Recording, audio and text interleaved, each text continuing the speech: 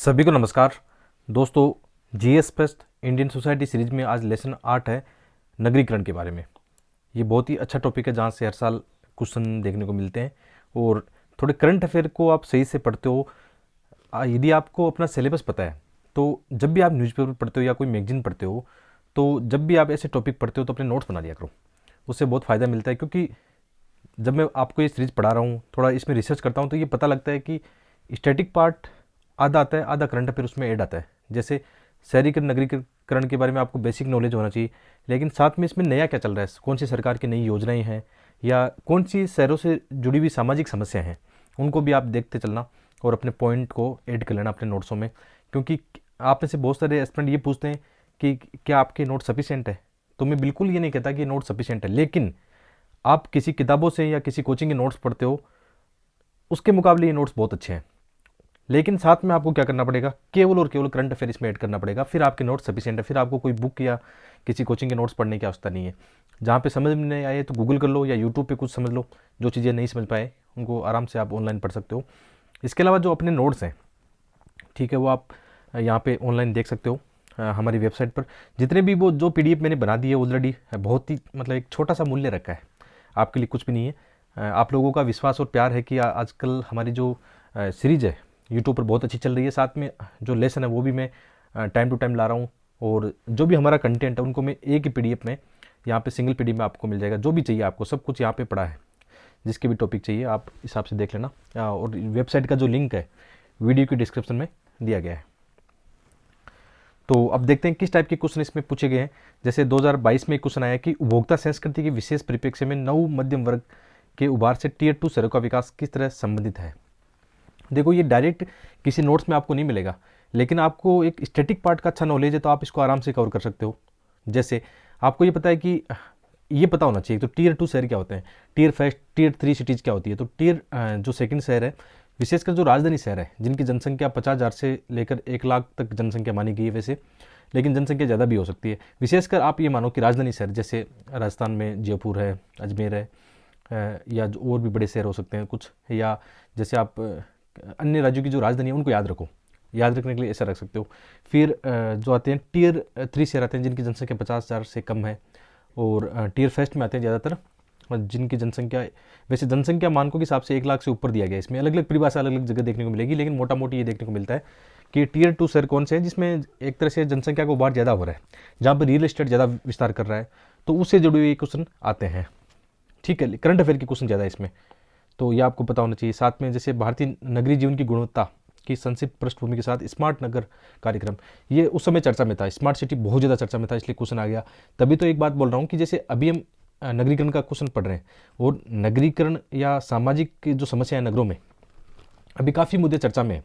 जैसे अभी एक मुद्दा लिव इन में लिव इन का जो एक मामला है, अभी हाल ही में एक पार्टनर के द्वारा एक अपने साथी पार्टनर की हत्या की गई है, काफ़ी मुद्दा है। तो ऐसे क्वेश्चन, समाज वाले क्वेश्चन आएंगे, इसलिए मैं कहता हूँ, आपको हमेशा बोलता हूँ कि मेंस के एग्जाम में 50 से लेकर 70% आपका रोल है किसका, करंट अफेयर का, और विशेषकर न्यूज़पेपर का।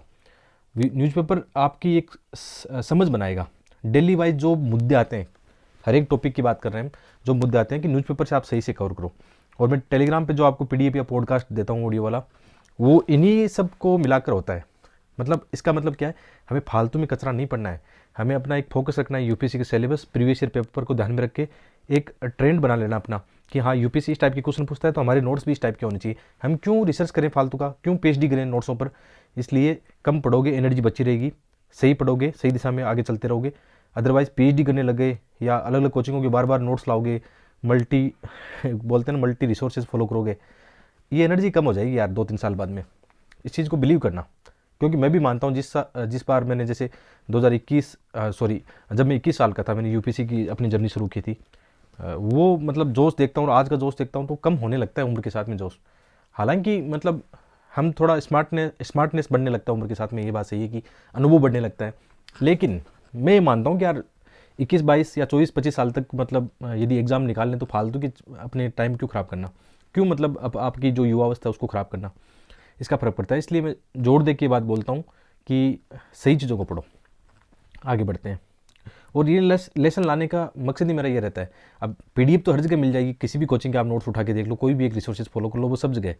लेकिन इनके साथ यदि अनुभव जुड़ता है, मैं ये मानता हूँ कि आप जैसे आप कोई लेसन देख रहे हो, आप खुद फील करोगे इन चीज़ को, और प्रैक्टिकल अप्रोच के साथ आगे बढ़ोगे ना, तो उसका मज़ा ही अलग होता है। ये ध्यान रखना बस। इसलिए मैं चाहता हूँ कि आप लोग मतलब वीडियो देखो यार, वीडियो देखने से बहुत ज़्यादा फ़ायदा मिलता है। प्रैक्टिकल ये जो नॉलेज है अभी वीडियो के साथ चलता है, ऐसे में कितना ही सोच के वीडियो बना लूँ, वो चीज़ें याद नहीं आती है जो मैं आपको बताना चाहता हूँ। ठीक है, इसके अलावा देखो आगे क्वेश्चन 2015 में भी ऐसा ही क्वेश्चन है, भारत में स्मार्ट अगर स्मार्ट गाँव के बिना जीवित नहीं रह सकते, ग्रामीण नगरीय एकीकरण की पृष्ठभूमि से इस कथन की चर्चा कीजिए। ऐसे क्वेश्चन आए, और थोड़ा सा याद रखना कैसे क्वेश्चन आ सकते हैं, आने वाले वक्त में आएंगे। शहरी नगरीय जो समस्याएं हैं उनको लेकर ऐसे क्वेश्चन अभी कम आए हैं, इसलिए नगरीय समाज की जो समस्याएं हैं उनको लेकर पक्का क्वेश्चन बनने वाले हैं। जो भी नए नए मुद्दे हैं वो याद रखना। जैसे मैंने आपको एक हिंट दिया है कि कैसे क्वेश्चन आ सकते हैं, कि जैसे लिव इन रिलेशनशिप है, चलो आधुनिक मूल्य के हिसाब से सही है, कोई इसको गलत सही हम नहीं ठहरा सकते, एक डिबेट का मुद्दा हो सकता है, या आपकी सोच पर डिपेंड कर सकता है कि क्या गलत है क्या सही है। लेकिन इसके साथ साथ समस्याएं भी बड़ी है, जैसे लिव इन पार्टनर के साथ, उनके साथ जो उनके होने वाले बच्चे हैं उनके अधिकारों को लेकर, या आजकल उनके आपसी जो टकराव है उनको लेकर, या आजकल जो मामला चर्चा में है, ऐसे मुद्दे आ सकते हैं। ठीक है, इनसे हम भाग नहीं सकते, इन चीज़ों पर मुद्दों पर चर्चा करनी होगी। तो सबसे पहले बात करते हैं नगरीकरण क्या है। नगरीकरण को समझना बहुत ज़रूरी है।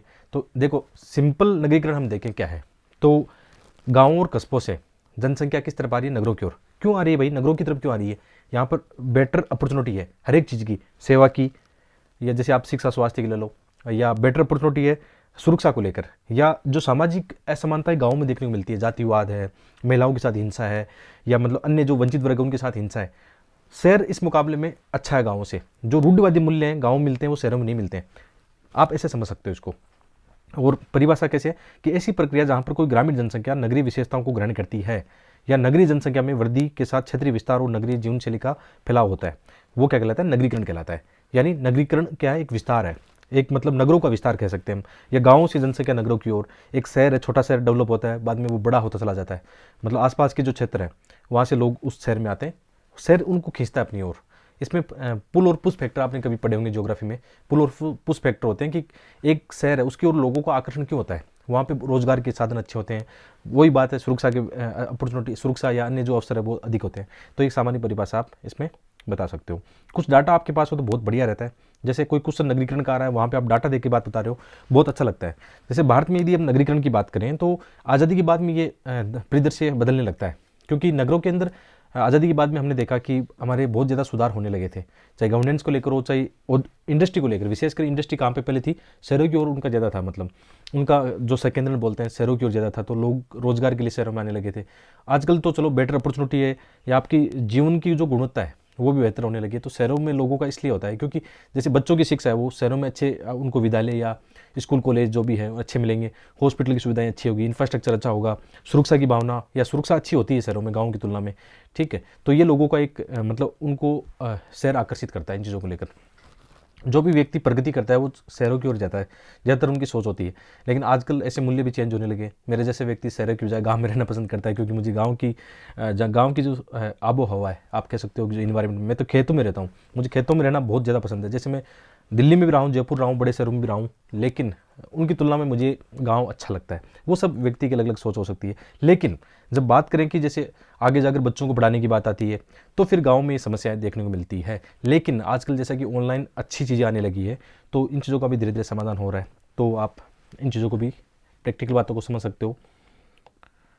जैसे डाटा कैसे होना जरूरी है, जैसे हमें ये पता है कि जैसे 1950 के दशक तक हमारी 17% आबादी कहाँ पर रह रही थी, शहरों में रह रही थी। 1901 में 11% आबादी शहरों में रह रही थी। तो गाँव में उस समय ज़्यादा था, क्योंकि अर्थव्यवस्था किस पर टिकी हुई थी, कृषि पर। आप इस चीज़ को देखो कि वहाँ तक मतलब 1950 तक कृषि का सेक्टर कितना योगदान था, कितने लोग कृषि में लगे हुए थे, जीडीपी में कृषि का कितना योगदान था। लेकिन बाद में देखना 1950 के बाद में हमारी सरकार ने जैसे पंचवर्षीय योजनाओं में इंडस्ट्री को बहुत ज़्यादा महत्व दिया, शहरों में इनका विकास हुआ, इंफ्रास्ट्रक्चर अच्छा हुआ, तो कहीं ना कहीं रोजगार की जो चीज़ है ना वो शहरों में ज़्यादा होने लगी। 1991 के बाद में तो सेवा सेक्टर ग्रोथ करने लगा, तो सेवा सेक्टर ज़्यादातर जो स्थापित होगा शहरों में स्थापित होगा, जैसे कॉल सेंटर हो गया या अन्य सर्विस के जो चीज़ें। तो क्या होगा, जनसंख्या की जो रोजगार की बेटर अपॉर्चुनिटी शहरों में मिलेगी। और गांव में आपने देखा होगा कि जैसे जो कृषि है उसका जीडीपी में कितना बचा है आजकल यदि हम देखें तो 17% बचा है। हालांकि आबादी अभी भी 50% से अधिक कृषि में लगी हुई है, लेकिन कहीं ना कहीं ये शहर जो है लोगों को अधिक रोजगार प्रदान करते हैं, तो इसलिए ये चीज़ें होने लगी। ये छोटी छोटी चीज़ें आप आराम से समझ सकते हो। और ऐसा डाटा भी कहता है कि 2050 तक जो शहरी आबादी है, एक UN state of world population report कहती है कि 2050 तक भारतीय शहरों में 50% की आबादी निवास करेगी, बिल्कुल निवास करेगी, यदि वर्तमान प्रगति को हम देखें। और वर्तमान डाटा हमारे पास है कि जिस हिसाब से शहरों का विस्तार हो रहा है, जनसंख्या का पलायन हो रहा है, तो इस हिसाब से देखने को मिल सकता है कि 50% से अधिक आबादी 2050 के बाद में भारतीय शहरों में रहेगी। क्या हमारे भारतीय शहर इसके लिए तैयार है? क्या हमारे जो शहर है उनका इंफ्रास्ट्रक्चर, सुविधाएं, क्या इस पॉपुलेशन को वहन करने के लिए तैयार है? ये समस्याएं हैं। यदि तैयार नहीं है तो समस्या आएगी। जैसे दिल्ली, कोलकाता, मुंबई में समस्या आने लगी है। किसकी समस्या? हर एक चीज़ की समस्याएं, चाहे वहाँ आवास की समस्या देख लो, परिवहन की समस्या देख लो, भीड़ भाड़ की समस्या देख लो, वायु प्रदूषण की समस्या, ध्वनि प्रदूषण की समस्या देख लो। तो ये चीज़ें बहुत इंपॉर्टेंट है और न्यूज़पेपर में अक्सर ये रिपोर्टें आती रहती है, उनको आप नोट्स बना लिया करो। एक कीवर्ड काफ़ी है, इसके लिए आपको पूरी रिपोर्ट लिखने की आवश्यकता नहीं है। आप एक लाइन के अंदर, जैसे यहाँ ये रिपोर्ट है, इस रिपोर्ट के अनुसार ऐसा होगा, ये फर्क पड़ता है। जैसे नगरीकरण का क्वेश्चन आया, इंट्रोडक्शन में आपने ये लिखा कि हाल ही में यूएन स्टेट इस रिपोर्ट के अनुसार भारत के शहरों की संख्या इतनी हो जाएगी, तो कितना इफेक्टिव होगा। और लिख रहा है सामान्य नगरीकरण पर, आप लिख रहे हो एक रिपोर्ट के साथ में, अपने डाटा के साथ में, तो इसका फर्क पड़ता है। यही होता है। यदि आप ना देखो, मैं बार बार ये बोलता भी हूँ, मेंस पास करना बहुत आसान काम है, क्योंकि मैंने जब 3 बार पास किया तो मुझे लगा कि मेरे आंसर में से क्या था कि मुझे इंटरव्यू का मौका मिला और मेंस में अच्छे मार्क्स मुझे मिले। तो मैं एक चीज़ हमेशा देखता हूँ कि सबसे पहली प्राथमिकता है कि आप अपने आंसर का स्ट्रक्चर सही रखो। मैं हमेशा कोशिश करता हूँ, आपने मेरे आंसर में देखा हो कि मैं जो इंट्रोडक्शन पार्ट है वो 2-3 लाइन का लिखता हूँ, उसमें भी कुछ इफेक्टिव चीज़ लिखता हूँ उस क्वेश्चन की डिमांड के अनुसार। इसलिए इंट्रोडक्शन में ही एग्जामिनर प्रभावित हो जाएगा।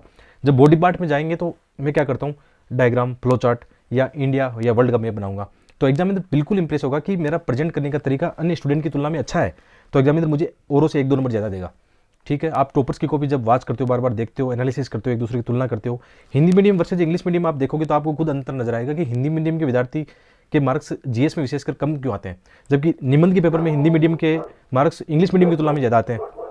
आप इस चीज़ को नोटिस करना। मैंने काफ़ी रिसर्च किया है, मैंने कई बार अपनी वीडियो के माध्यम से बताया है कि यदि हम इंग्लिश मीडियम की तरह लिखते हैं जीएस के पेपर में, तो हमारे मार्क्स भी बहुत ज़्यादा आएंगे। मैंने एक बार ला के दिखाया है, एक बार 412 मार्क्स जीएस के पेपर में मेरे आए हैं और मैंने ऐसा इनोवेशन किया था। हालांकि बाद के वर्षों में थोड़ा सा मार्क्स 370-380 के आसपास थोड़े कम हुए हैं, उसके अलग कारण हो सकते हैं। जैसे मैंने कई बार अपने बताया कि इसमें ये गलती की, उसमें वो हो गया।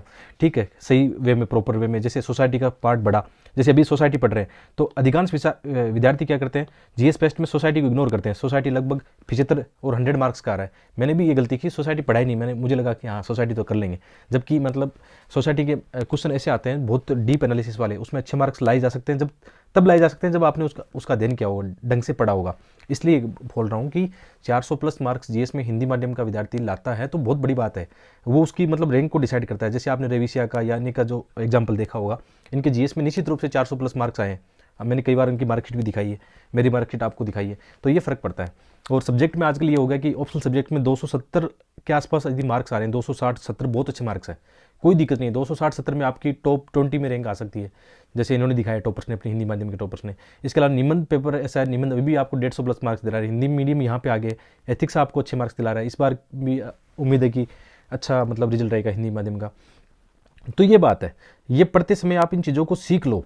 ज़्यादा पढ़ना इंपॉर्टेंट नहीं है, मेंस के एग्जाम में आपको प्रेजेंट करने का तरीका इंपॉर्टेंट है। तो मैं पहली बात दोबारा दोहरा देता हूँ कि सबसे अच्छे मार्क्स उनको मिलेंगे जिनका आंसर का स्ट्रक्चर बेस्ट है।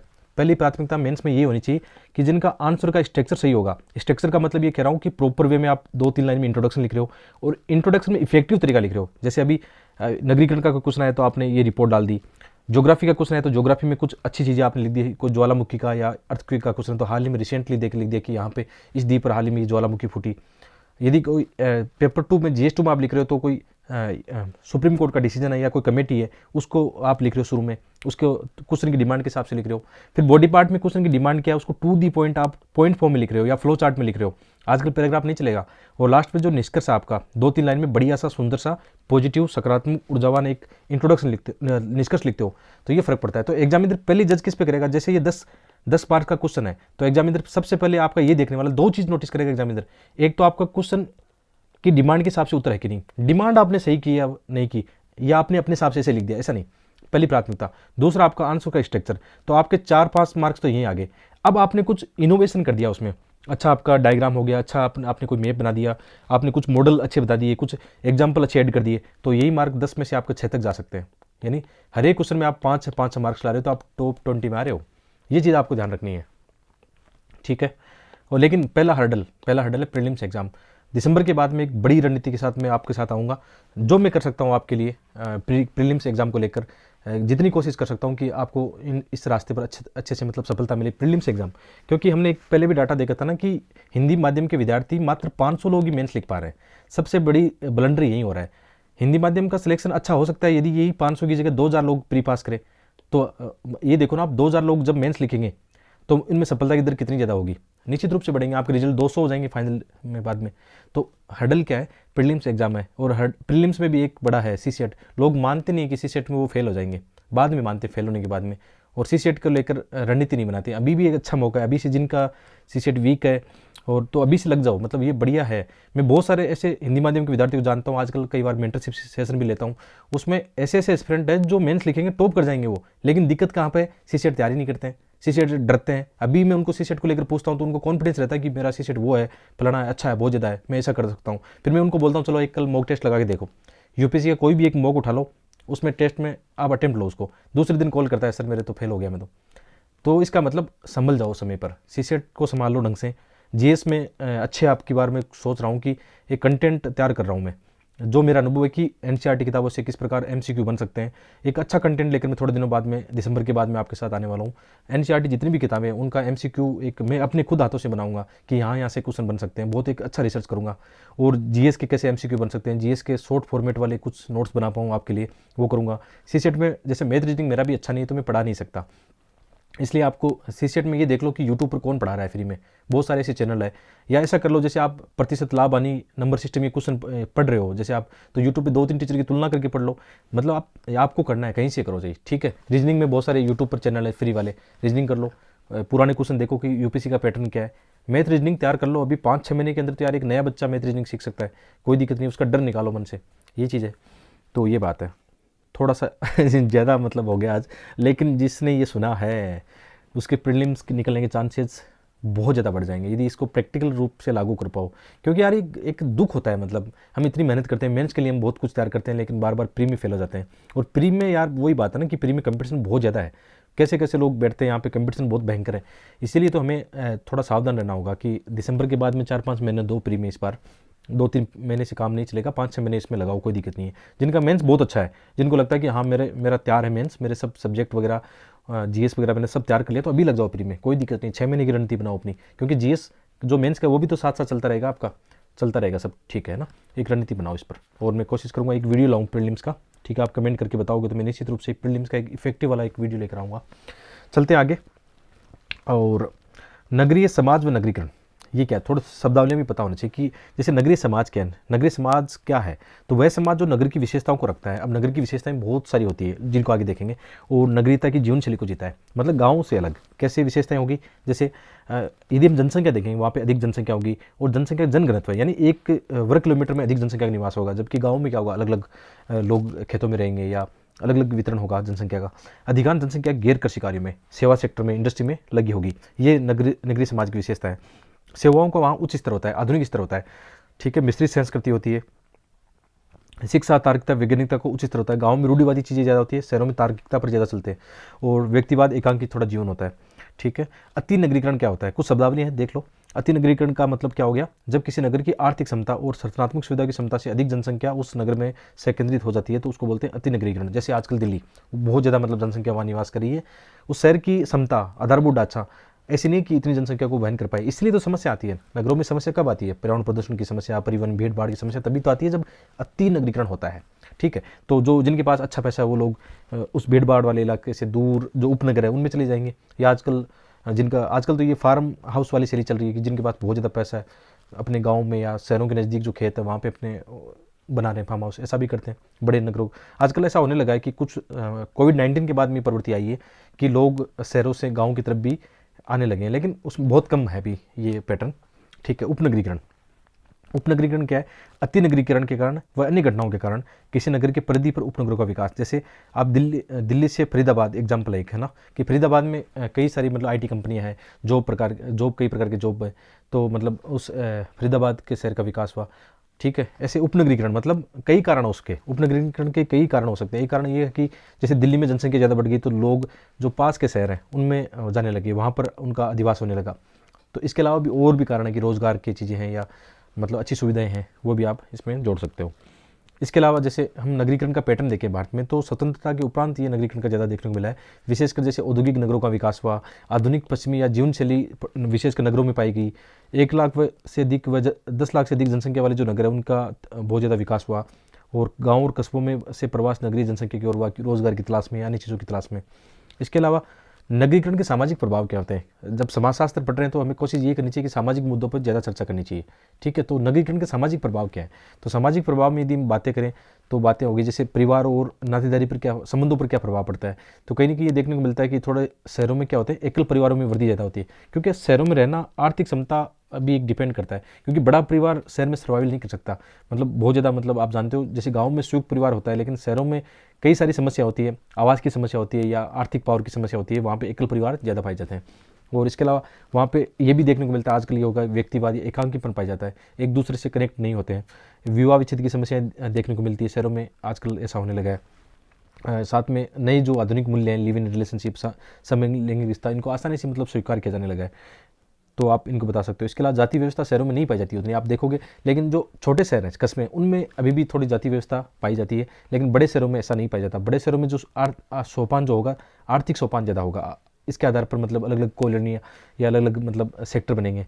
और इसके अलावा मिश्रित समाज पाया जाएगा। और नगरीकरण में विशेषकर महिलाओं के लिए बहुत सारी अच्छी अपॉर्चुनिटी है, लेकिन साथ में कुछ नकारात्मक चीज़ें भी हैं। जैसे पितृसत्ता कम पाई जाएगी तो महिलाओं की स्थिति में सुधार होगा शहरों में, महिला स्वतंत्रता और समानता में अधिक वृद्धि होगी। विवाह आयु भी, मतलब जैसे गाँव में 18-19 या बाल विवाह ज़्यादा पाए जाते हैं, शहरों में ऐसा नहीं पाया जाएगा। शहरों में अपॉर्चुनिटी अच्छी होगी तो बेहतर आर्थिक और सामाजिक स्थिति होगी, महिला आत्मनिर्भरता में ज़्यादा वृद्धि होगी, उनकी डिसीजन मेकिंग में ज़्यादा वृद्धि होगी, स्वतंत्र और समानता में ज़्यादा वृद्धि होगी। साथ में उच्च व तकनीक शिक्षा के अवसर उनको अधिक मिलेंगे महिलाओं पर, लेकिन साथ में दोहरी जिम्मेदारी होगी, परिवार की भी होगी, बच्चों के पालन पोषण की, और साथ में नौकरी की जिम्मेदारियाँ।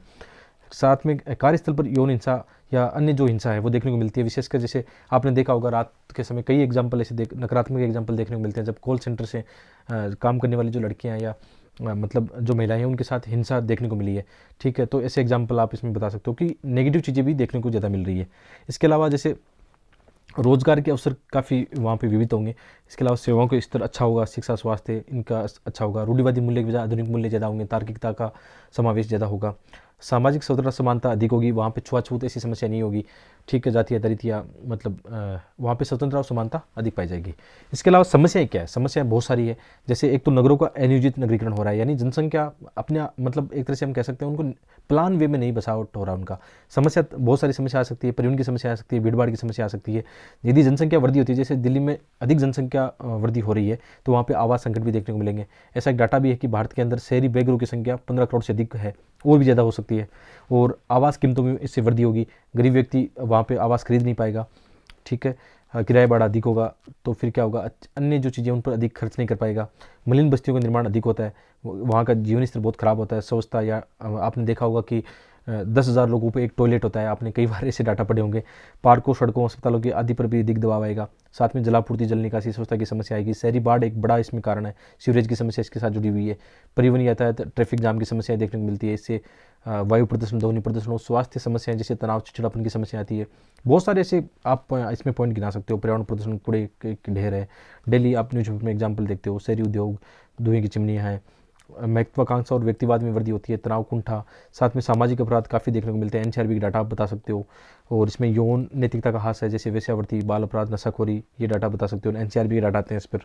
इसके अलावा तो जो तलाक की समस्या हैं, ठीक है, पारिवारिक कलह की समस्या है, बुजुर्गों के साथ अपराध, आपने दिल्ली में देखा होगा, जो अकेले बुजुर्ग रहते हैं उनके साथ मतलब उनको घर में लूटपाट या मतलब कई बार उनके साथ हिंसा की जाती है। एप सेट की समस्या है, बहुत सारी समस्या आप गिना सकते हो। मतलब कितनी गिनाओगे आप, ऐसा कुछ नहीं तो 5-10 पॉइंट लिख देना इस पर, अच्छे एग्जाम्पल ऐड कर देना, अच्छी कोई रिपोर्ट डाटा हो वो ऐड कर देना। इसके अलावा समाधान क्या है? समाधान के भी बहुत सारे प्रयास हो रहे हैं, इसके अंदर तो आप 100 पॉइंट गिना सकते हो। जैसे आवास की समस्या, तो पीएम आवास योजना है, 2022 तक के अंत तक सभी के लिए आवास होगा। जो अमृत मिशन है उसमें पेयजल, सीवरेज आदि की समस्याओं का समाधान, साथ में जो पार्क है उनका विस्तार किया जाएगा। स्मार्ट सिटी में आप बहुत सारी चीज़ें गिना सकते हो। स्मार्ट हर कुछ, यहाँ पे सब कुछ स्मार्ट होगा। स्मार्ट इंफ्रास्ट्रक्चर होगा, स्मार्ट परिवहन होगा, स्मार्ट पुलिस, स्मार्ट क्या बोलोगे, स्मार्ट शिक्षा व्यवस्था, स्वास्थ्य, सब कुछ स्मार्ट होगा। ऐसे क्वेश्चन आए तो उसमें चिंता मत करना, सब जो अच्छी चीज़ें आप जानते हो उसके आगे स्मार्ट ऐड कर देना। स्वच्छ भारत अभियान जो मिशन है शहरी, उसमें बहुत सारे मतलब स्वच्छता के पॉइंट इसमें शामिल किए गए हैं। ठीक है, स्मार्ट परिवहन की व्यवस्थाएं हैं। शहरी गवर्नेंस इंपॉर्टेंट है, क्योंकि गवर्नेंस में क्या होता है कि बहुत सारी जो एजेंसी हैं, संगठन, उनके आपस में समन्वय नहीं होता, तो इस पर ज़्यादा प्रयास किया जाएगा। सिटीजन चार्ट और प्रभावी शिकायत निवारण तंत्र होगा। गंदी बस्ती के समाधान के लिए राष्ट्रीय स्लम विकास कार्यक्रम 2016 है।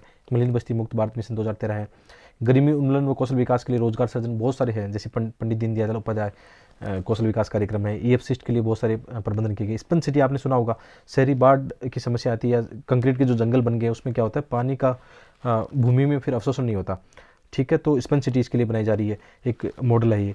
शहरी वेटलैंड प्रबंधन के लिए ऐसा मतलब कानून बनाया गया है। साथ में एसडीजी लक्ष्य जरूर याद रखना, हर एक टॉपिक के आप एसडीजी लक्ष्य आप मेमोराइज कर लो इनको, है ना, अपनी दीवार पे चिपका लो, ये बहुत इंपॉर्टेंट होते हैं। एसडीजी लक्ष्य आपको निष्कर्ष में लिखने होते हैं। निष्कर्ष में यदि एसडीजी लक्ष्य ऐड कर दोगे या समाधान में एसडीजी लक्ष्य ऐड करोगे तो आपका आंसर इफेक्टिव नजर आएगा। तो एसडीजी लक्ष्य 11 क्या है, शहरों व मानव बस्तियों को समावेशी, सुरक्षित, लचीला और संवहनीय बनाना। और भी डाटा वगैरह आप समय के साथ ऐड कर लेना। तो ये नगरीकरण का एक बहुत ही शानदार चैप्टर था, मेरे हिसाब से बहुत आपको पसंद आएगा। यदि आप ये वीडियो अंत तक देख रहे हो तो वीडियो को लाइक करना, शेयर करना और कमेंट करके बताना कि आज का लेसन कैसा लगा। और जो वेबसाइट हमने अपनी बताई है उसको भी विजिट जरूर करना, आपके काम की चीज़ वहाँ पे होगी। धन्यवाद।